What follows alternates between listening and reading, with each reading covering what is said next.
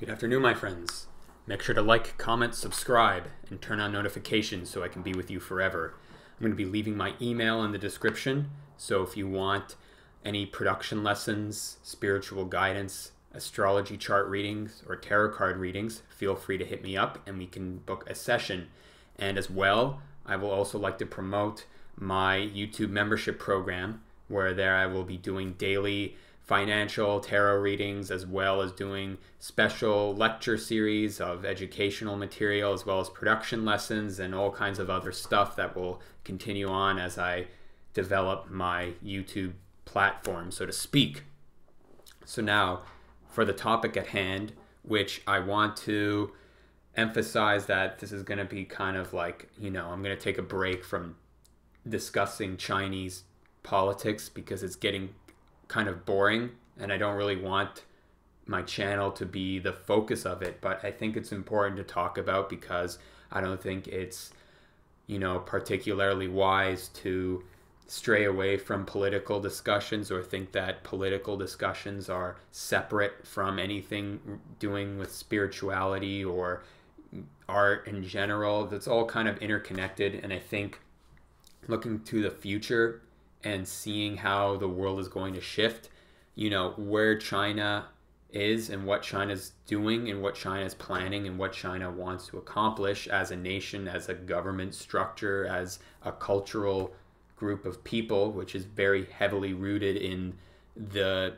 agenda of the nationalist politics that exist within that country.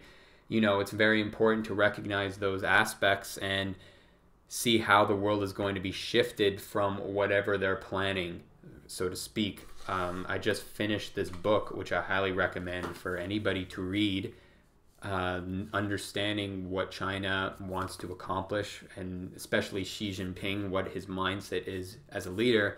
And it's Inside the Mind of Xi Jinping by François Bougon. And, very solid book, short read, very eye-opening to see what the mindset of Xi Jinping is for, China moving forward. And, for the past few videos, I've been emphasizing China's strengths a lot. And, this isn't to impose any kind of narrative that China is the most supreme power in the world, which in many ways it is at the moment.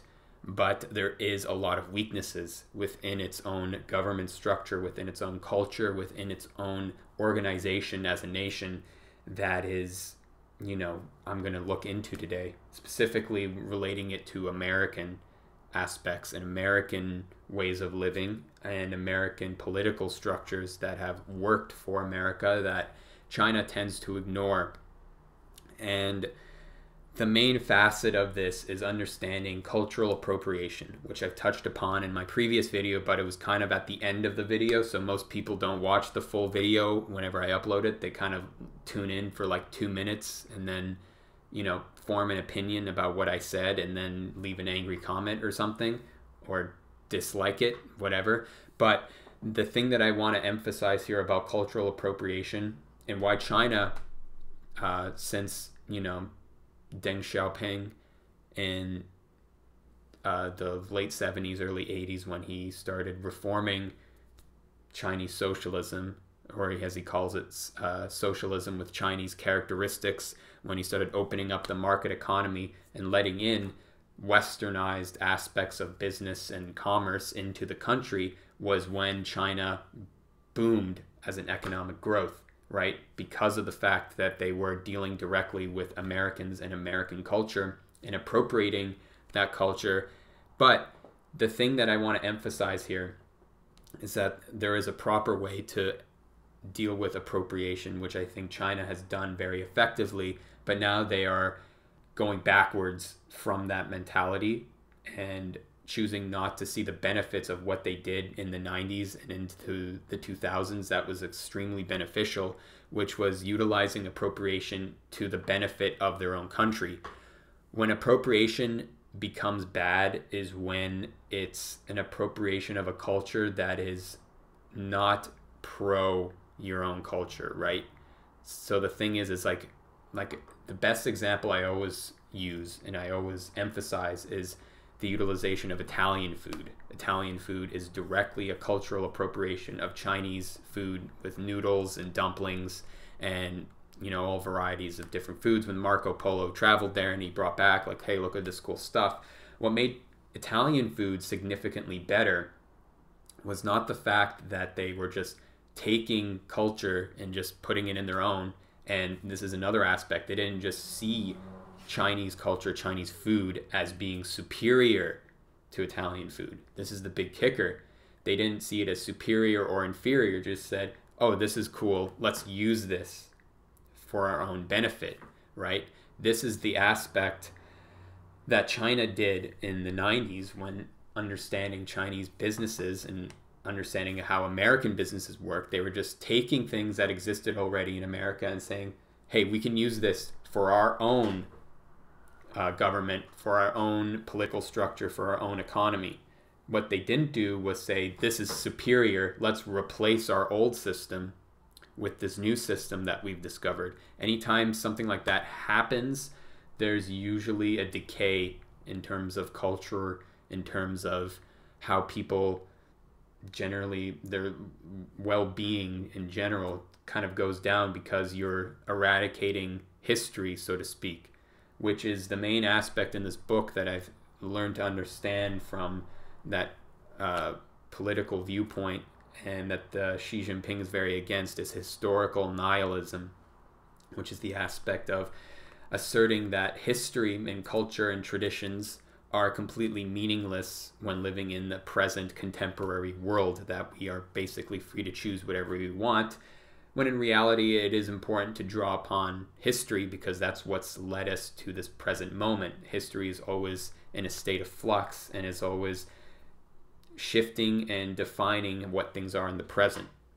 And what's happening in China currently that is detering from their own progress is the neglecting of Western influence in Chinese culture for the past 200 years.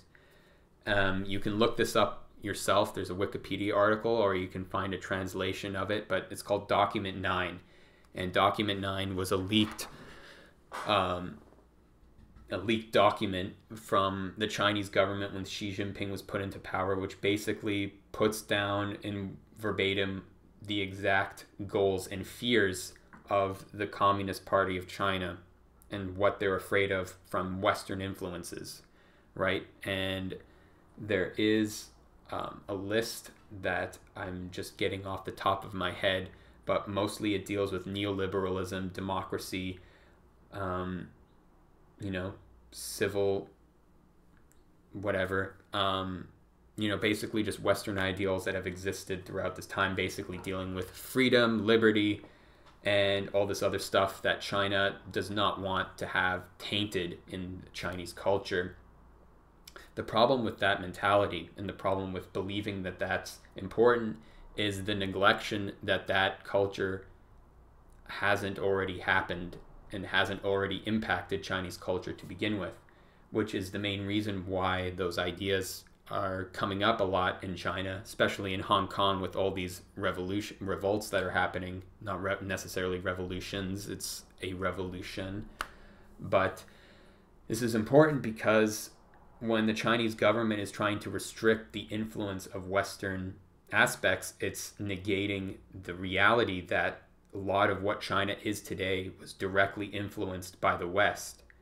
And this is very much dealing with pride, the pride of Chinese history, which, I think is important. I think that's a good thing in terms of the Xi Jinping party, or Xi Jinpingism, or whatever you want to call it, which, I don't think it's wise to look at these political systems or people in general and say that these are all evil or these are all good, which tends to happen a lot with, people with strong political views. They like to categorize things in very black and white scenarios based off of the actions that the governments are having. And it's a little bit confused, and I think it's a little bit unwise to think of that. And, what Xi Jinping is doing is residing a lot on Chinese history and Chinese cultural history to implement it into his own narrative. And what he's doing instead of that, or yeah, he is doing that, but what he's doing also is eradicating Western thought, Western ideals of democracy, liberty, saying that it has no place in the current scope of how the Chinese government should work, without realizing that the entire Chinese Communist Party is a westernized aspect in and of itself. Communism was invented by Karl Marx, an icon who's still worshipped in China as this religious idol. And they neglect to see the reality that Karl Marx was a Westerner who led to the Soviet Union being created, which led to the influence towards General Mao, who was very critical of Chinese history, Chinese culture. He hated Confucius, which the new Chinese Communist Party like adores, loves Confucius. That's their big icon at the moment, aside from Karl Marx. But Mao was very against that. When Mao Zedong was in power, he didn't want any historical Chinese cultural influence. He believed it was backwards way of thinking. He believed that he wanted progress, and progress was socialism and communism, right? That was the new ideology of the time, and that was what he implemented the most, and eradicated all forms of ancient Chinese thought. And now you have Xi Jinping wanting to eradicate all Western thought, ironically within this party system that is exactly a Western political structure invented by a Westerner that's just applied in a Chinese context, a Chinese cultural context. So this is the aspect of where I see the huge weakness in China's political structure, and that's basically its root with culture, because culture is a very big part of it, obviously, and its negation of Western culture from having any place or part in it, which, you know, it serves this narrative that somehow China is, or Chinese people are so genetically different from the West that they need their own unique individualistic creation of a political structure that has no influence at all whatsoever from anywhere outside the world, which is kind of the narrative that they want to propagate, which is entirely false. Like I just said, communism is not Chinese whatsoever. If they wanted to do that, they would, you know, create an empire based off of like the Qin dynasty from like 2,000 years ago, and create this like Confucius totalitarian regime where every single white author and philosopher and political analyst was completely erased from history. That would be a case where they would have a purely Chinese government structure, but they don't. So that's a huge weakness. And the thing about American values and American systems is that the whole point of the American way of living is to share culture and to take culture within and learn from other cultures. This is the big thing about where powerful nations come from. They don't come from creating their own magical, mystical government. They learn from taking from other countries, right? Which is what China was doing for 20 years, and now it's regressing back. So when I say China is a huge power force, they've already gotten there. But now they're at a state where they're, you know, they're solidifying, right? They're solidifying in their own structure, in their own way of thinking, and not really wanting to learn or grow, which actually is counterintuitive to their own narrative of wanting to be Chinese culturally, especially with Confucius, and going further back to Taoism with Lao Tzu, which goes against that whole philosophy of being open to change, being open to the flows of life, and being open to the different customs that exist around the world, but applying them to your own, appropriating them to your own way of life, not just copying them, appropriating them, which is what the Roman Empire did, which is what America did, you know, which is what China did, but it's going backwards now. But you know, that was the thing that made America great, and the reason why freedom of speech is incredibly important in order to create a powerful nation is because it creates this environment of information constantly being feeded back to you.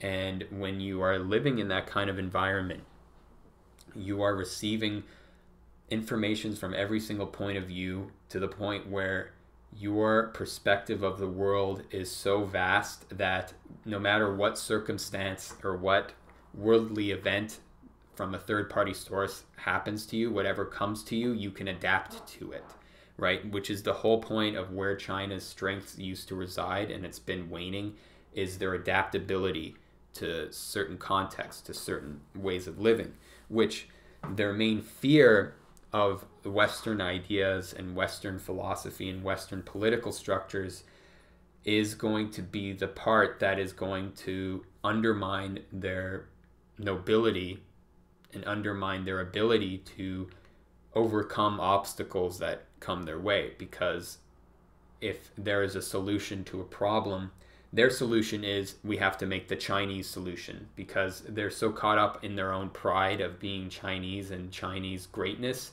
that they fail to see the benefit of potentially learning from an outside source that comes in, which is where everything that's ever happened that's great always comes from somewhere you didn't expect it. Everything you learn about comes from a place where you are not familiar with. And this is an aspect of achieving balance, right? It's not necessarily constantly going towards the new experience, the outside source, always going towards where there's something outside and accepting the good that's already existing within you, the history, the culture that you were born into, and understanding that aspect as well, because that's a huge benefit which China definitely incorporates, obviously.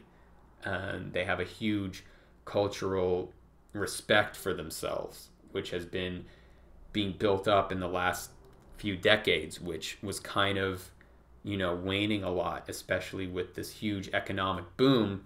There was a lot of tendencies to sort of eradicate previous Chinese thought and Chinese culture in general, which I noticed a lot, especially being friends with a lot of people from China. I worked in a place that was owned by a Chinese person and worked with Chinese people. So we've had a lot of conversations, about China, obviously, because it's like, you're working in a cafe, the only person you're talking to is Chinese, so you naturally end up being friends with them. And that was basically for a year is what I did. And you learn different things about Chinese culture and how Chinese people generally possess in terms of a culture, because it's always there. Everyone's different, obviously, but the roots of culture are always going to be present. Just like if I meet an American, even if they're anti-American and they love Marx or some shit, they're still going to have that American identity, that American cultural bedrock that they were born into. And the same thing with anyone from any culture, even Italians especially. You meet an Italian who's like a fourth generation Italian. They're so rooted in Italian culture. They've never even been to Italy. They don't have any family members who were born in Italy yet. They have such a strong connection to this country that they've never even been to and have no actual connection to. But because the culture is so strong and the cultural heritage is so powerful, they find its roots within there and they can identify with it somehow. And that's what's really big about China, but it's its main weakness right now. And, there's a lot of other weaknesses as well. This whole authoritarian regime of just trying to control the narrative. First of all, that doesn't work long term, obviously. It's not something that's particularly new to understand. Authoritarian regimes, usually impoverish people, although it's difficult to say where that will lead to. But the main thing is that it's a contradiction in and of itself of its own Taoist philosophy, of letting things be, of letting things come naturally, of not forcing anything. A lot of what Chinese government policy and what it's trying to accomplish entails a lot of force, a lot of forced action, which is counterproductive and goes against its whole ideology in the first place. This is the thing, when you have this major contradiction of itself within a political structure, which is the Marxist idea of having a contradiction within your own economic structure, you know, there's going to be a fall, there's going to be a crash. And this is something that China needs to be aware of when they're dealing with these contradictions of itself. And they're massive, that this is going to have repercussions. And we're starting to see that, where a lot of Chinese people are very dissatisfied with the Chinese government, not just in Hong Kong, people from mainland China as well. Because of this whole COVID-19 thing, people are starting to see the cracks in the political structure. They're starting to see the cracks in how the government is set up, how the legal system is set up. This is another thing. Xi Jinping is very influenced by legalism, which is a philosophy termed by, I'm trying to remember his name, I think it's Han Fei, who, I forget which dynasty he was, but it was like about 2,000 years ago, let's just say.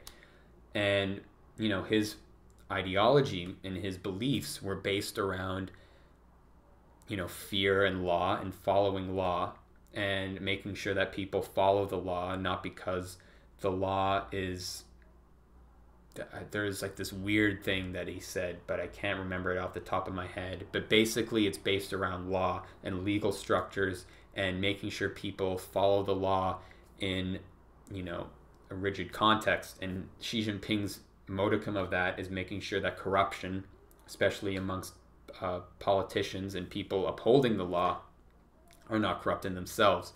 The big thing with legalism is, you know, the persons who are making the law must uphold the law as well, and they must be the representation of that law. They can't just create the law and expect people to follow it. It has to come from a place of where they are living that law in their life truly, from a place of, you know, their spirit, so to speak, right? That's a whole aspect of legalism, which you can equate to a lot of westernized aspects. And again, these are the things that are going to be hindering it, because a lot of this forced tactic of controlling people, of controlling information, is only going to make people distrust the government even more. And the whole point of having a unified country and having people come together and believing in the vision of whatever Xi Jinping wants is if people trust you, if people trust what the government is saying to you, if the government is banning something, that they're doing it for your own benefit. But now we're starting to see that people are starting to realize that what the information that they're withholding from people, what they're trying to ban from China, is not actually beneficial to them anymore. And they're starting to realize that, because don't forget that everyone knows that they're getting a lot of information, you know, banned, and it's very narrowly constricted in terms of what kind of content you can consume in China. But it's getting more and more to the point where people are starting to realize, like, maybe this isn't to our best benefit anymore. And this is the big thing about what China's underlying philosophy and primary modicum of living and what they want to achieve is to make sure that they are working for the people, so to speak. And if they neglect that fact, and if they neglect what the people truly want, not just on an egotistical level, but from a spiritual level, then they are going to face some severe consequences. And it's either their government gets taken down and there's a coup d'etat, or they continue to withhold this strong authoritarian regime and everyone is enslaved and miserable and poor, which is like a North Korean scenario where, yeah, you won, you got control, but at what cost? You know, if you're Xi Jinping, do you really want to be remembered as someone who controlled people and made everyone miserable? I don't think there's any leader in the world, no matter how evil we may perceive them to be, I don't think there's anyone who actually wants that to happen. But it happens over time, over, you know, an issue dealing with their ego, wanting things to work out in their favor in the way that they've come up with, and not accepting the humility that maybe they were wrong about certain things. And this is why democracy, in a sense, works in a lot of ways, because it gives room for new ideas and new political ideas to be institutionalized and to be tried out through different people, right? When you have just one emperor controlling everything, you know, they get a lot of pride, they have a lot of ego, and they have a lot to live up to, right? They're the emperor, they need to live up to that title of, yes, whatever I choose to do, whatever I choose to create will be to everyone's best benefit. And if it does the opposite and people are miserable, that's a huge blow to your ego, right? That's a huge destroyer of your ego, which is going to be tested if you are following in this regime of wanting to enact rules that benefit the people to the highest degree, which I believe Xi Jinping truly believes in, from reading about him and researching about him, although I don't necessarily agree with a lot of what he wants to promote with his agenda, and I think it's going to backfire on him. But I do believe that he wants to actually help people, but the way in which the Chinese government and political structure is set up is pushing people down, and it's not helping China become even better than it already is. It's kind of shaving away the edges, right? You have this huge expansionary boom that's happened, and in the past several years there hasn't been much growth.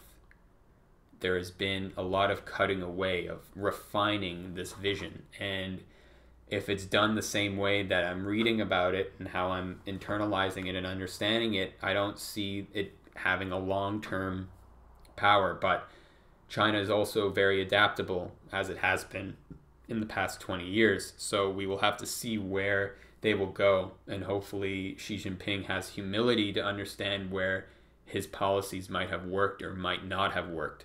And we'll just have to see where it goes. So make sure to like, comment, subscribe, and turn on notifications so it can be with you forever. And please be sure to join my membership program.